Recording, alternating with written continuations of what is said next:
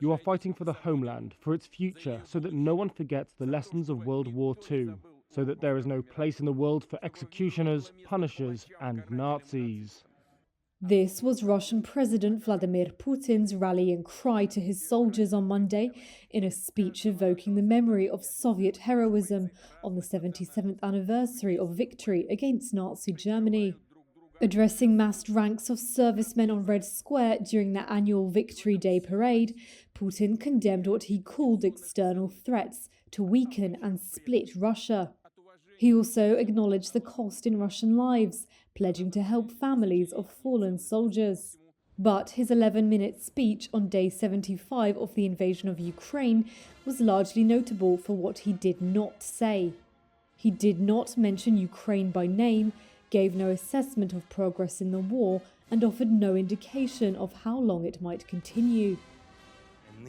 Over in Ukraine, the mood was defiant. We are fighting for freedom for our children, and therefore we will win. In an address, President Volodymyr Zelensky said on the anniversary of triumph over Nazism, his country was fighting for a new victory. Because only a madman can want to repeat the 2,194 days of war. The one who is already repeating the horrific crimes of the entire Hitler regime and copying everything they did. He is doomed. Ukrainian officials said heavy fighting was underway in the east of the country and warned people to take cover from expected missile strikes. There were signs of defiance in Russia too. Russian satellite television menus were altered to show viewers in Moscow messages about the war in Ukraine.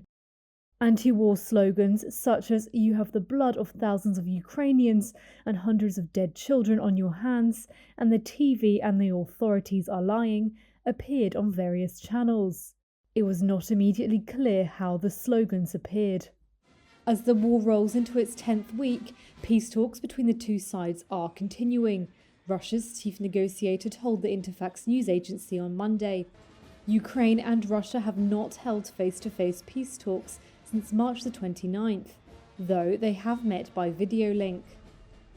Zelensky said last month there was a high risk the talks would end, blaming public anger with what he said were Russian atrocities committed as they retreated from parts of northern Ukraine. Moscow has accused Kyiv of stalling the talks and using the reports of atrocities to undermine negotiations. It denies targeting civilians in what it calls a special military operation.